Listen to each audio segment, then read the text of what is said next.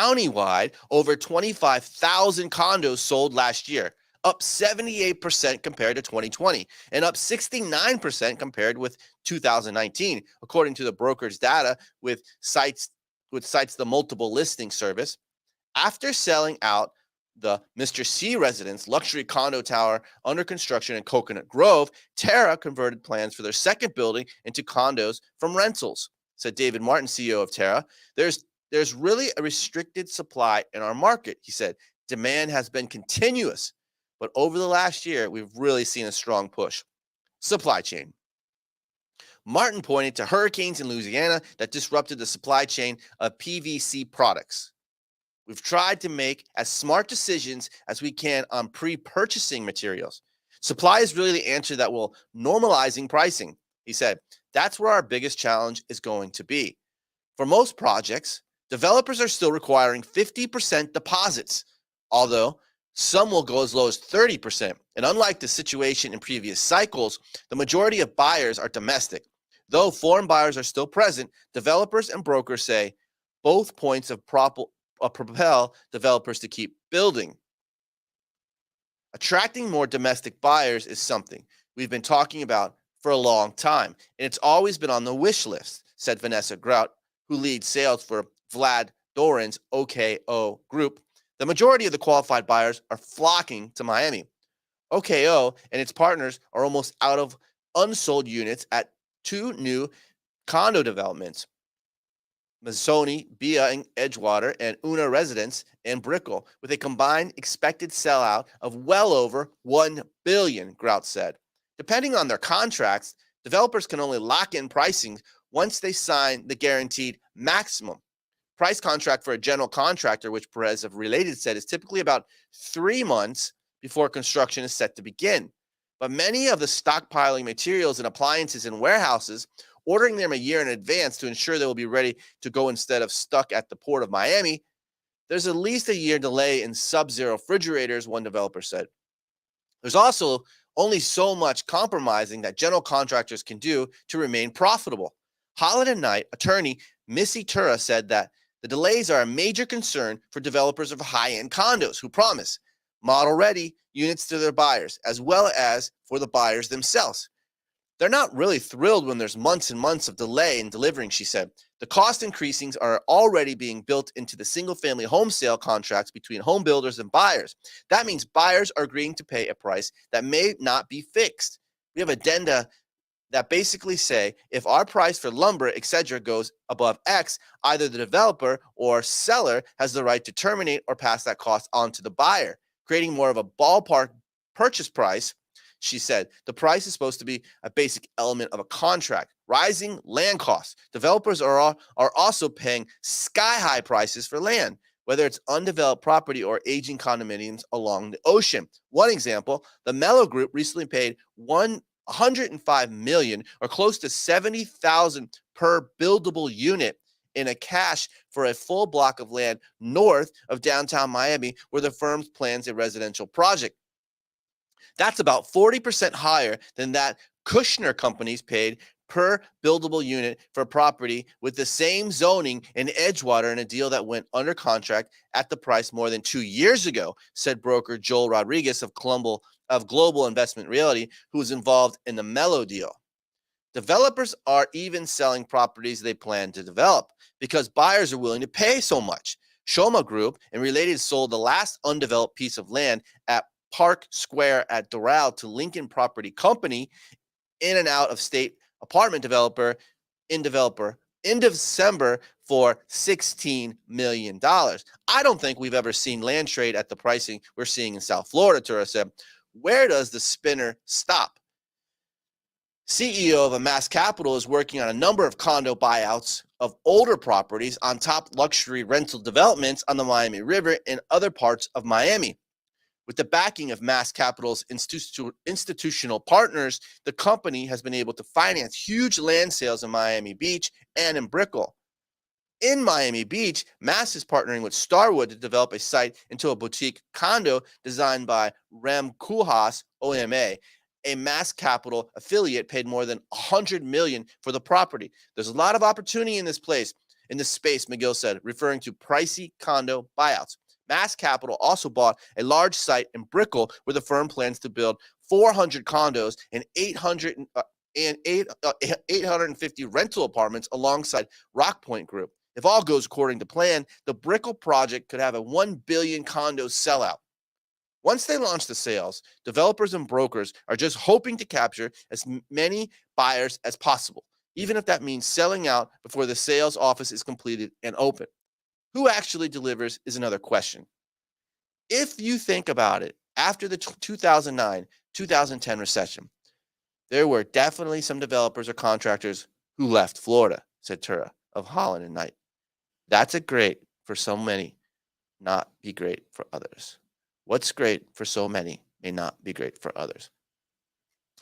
Great article from The Real Deal, talking about condos, talking about land, written by Catherine Kellergis. We'll see what happens. We'll definitely see what happens.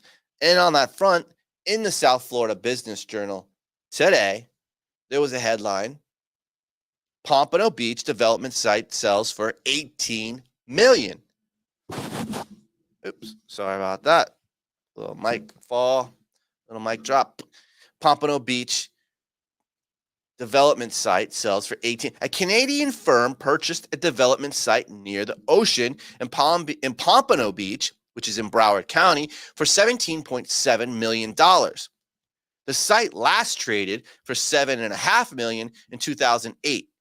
It currently has a Walgreens store and a 3-story office building and a small retail building.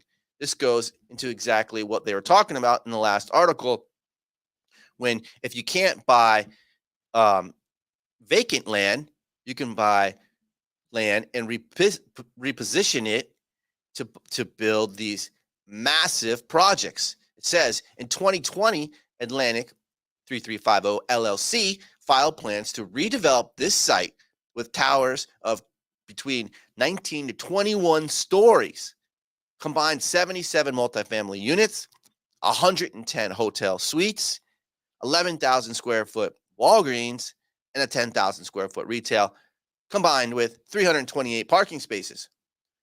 Now, no construction has taken place there yet. There has been a surge in development near the ocean in Pompano Beach in recent years. So this could end up being another project in the works. And I think I had another. Yep. So here we go. This is, let's go here. This says, so you want to get in the development industry, right? You want to build. You need land. Here's the article. Land sales increased 37%.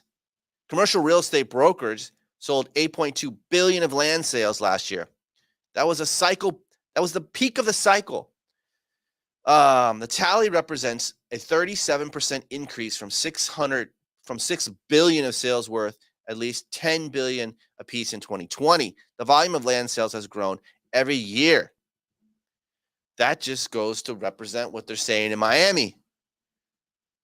Will it shut down? Will it cease to? Will there be a bottleneck with the consumers and with the buyers and with the materials? Look at this one. Buyers sought for Florida rental presale. So you want to be a developer, or maybe you just want to buy something that's already built. How much does it take to get into the market? What do you got to spend? A townhouse-style apartment complex under development in the suburban Tampa, which is the west coast of Florida, is on the block with an estimated value of $100 million. The pitch for the 190-unit Grove Park townhouses in Wesley Chapel is that it presents an opportunity to buy into a hot market at a lower price than would be available on a stabilized property. Get this. Here's the lower price. At $526,000 a unit, a buyer's initial yield would be 5%. So you want to get in the market? It's pre-construction or it's under construction. So right now you can buy it for only $526,000 a unit. at a 5 cap. Now, if that was probably constructed and done, you would be probably paying a 4 cap. And then the number per unit, well, I don't know, 600,000, 700,000. Where does it go? Let's switch it up. Let's see what's going on here. Wall Street Journal Markets, U.S. 10-year Treasury note, where we at 1.93 on March 9th, 2022. Looking good. I went over the office a few days back, office market of South Florida. Kind of wanted to go over the retail market. I know we were just talking about a lot of land, a lot of developments, a lot of condos. So pivoting a little bit to retail from multifamily. Inventory of 329 million across South Florida. Under construction, 4.4 million. That's up 20% from year over year. We got a vacancy rate of 3.8%. Market rent per square foot, $34. That's triple net. Expenses all being passed through to the renter, leasee. 34 triple net, up 6% year over year. Market sale price for retail space hovering around $338. That's up 6% year over year. Cap rate 5.8%. Let's look at the 10 years real quick. 10-year rental growth is usually at 3.8. We're doubling that, 6.3. Market rent per square foot, 10-year, 28. We're up to 34. Market sale price, we're at 10-year, 273 average. We're up at 338. Cap rate, 10-year, 6.24%. That's slid down to 5.81 right now. Sales, 10-year average, usually 3.1 billion, and we're at 5.3 billion.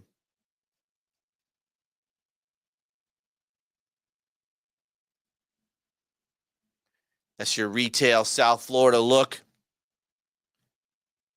for March 9, 2022. Let me just go through these articles. Retail, 10-year, we talked about.